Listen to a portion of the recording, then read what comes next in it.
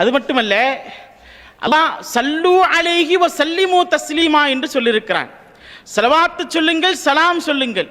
அல்லாஹ் சேர்த்து சொல்லியிருப்பதனால் ஸலவாத்தையும் சலாமையும் தனித்தனியாக சொல்லலாமா என்று சொன்னால் அது சொல்வதிலே மக்ரூஹ் ஒன்றுமில்லை.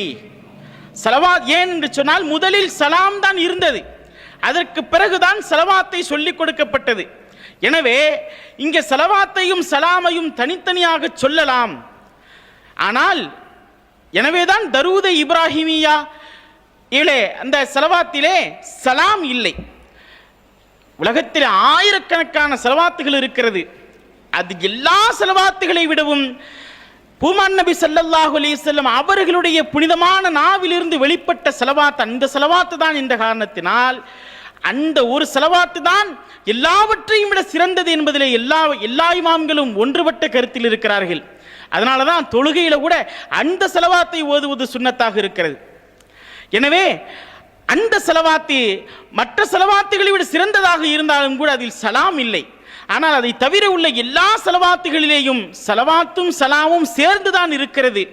எனவே ஆரம்ப காலத்திலே அது சலாத்தும் சலாமும் தனித்தனியாக சொல்வதிலே மக்ரூஹ் இல்லை என்ற கருத்து இருந்தாலும் இமாம் நவவி ரஹ்மத்துல்லாஹி அலைஹி அவர்கள் அதுக்கார் என்ற கிதாபிலே சலவாத்தும் சலாமையும் சேர்த்து சொல்வதுதான் சிறந்தது, பிரித்து சொல்வது தனித்தனியாக சொல்வது அது மக்ரூஹ் என்று சொல்லி காட்டுகிறார்கள்.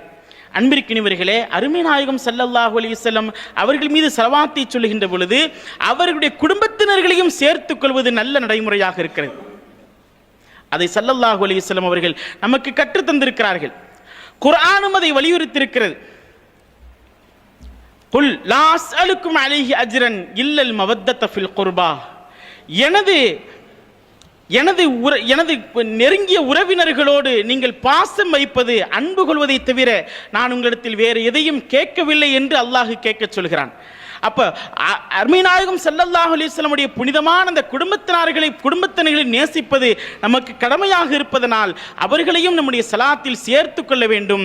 இமாம் ஷாஃபி ரலியல்லாஹு அன்ஹு சொல்கிறார்கள், யா ஆல பைத்தி ரசூலில்லாஹி ஹுப்புக்கும்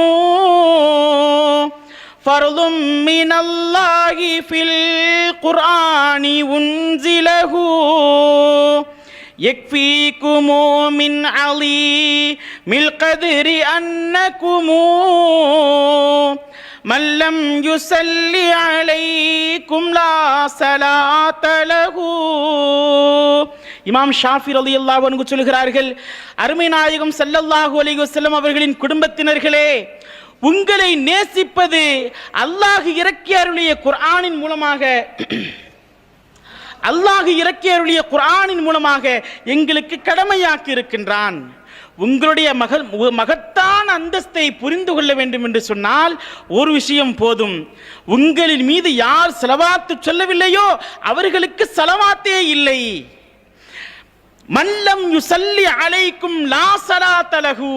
உங்கள் மீது யார் ஸலவாத்து சொல்லவில்லையோ அவர்களுக்கு ஸலவாத்தே இல்லை என்ற ஒரு செய்தி உங்களுடைய உயர்வான அந்தஸ்தை புரிந்து கொள்ள முடியும் என்று இமாம் ஷாஃபிஈ ரலியல்லாஹு அன்ஹு அருமை நாயகம் ஸல்லல்லாஹு அலைஹி வஸல்லம் அவருடைய புனிதமான குடும்பத்தினர்களை நோக்கி அவர்கள் கவிதை படுத்தியிருக்கிறார்கள்.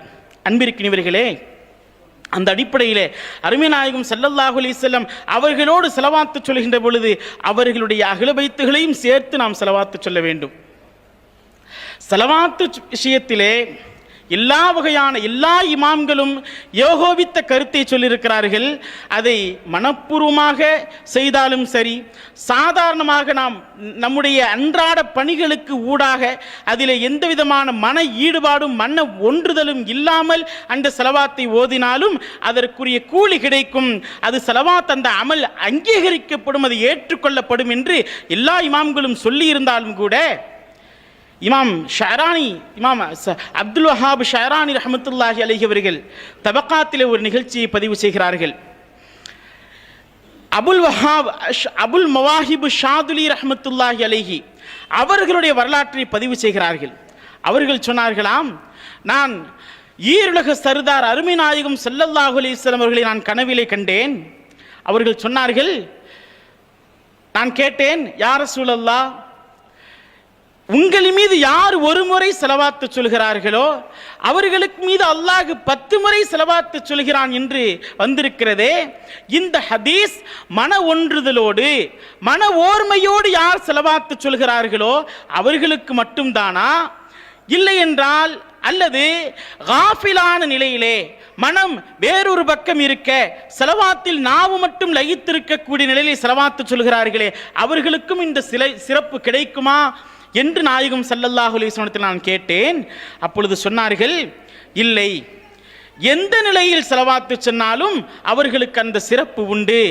அவர்கள் மனம் ஒன்றி சொன்னாலும் மனம் ஒன்றாமல் அந்த ஸலவாத்தை அவர்கள் சொன்னாலும் ஹாதிருல் கல்பாக இல்லாமல் அவர்கள் ஸலவாத்து சொன்னாலும் அது அவர்களுக்கு இந்த அந்தஸ்து உண்டு, இந்த சிறப்பு உண்டு.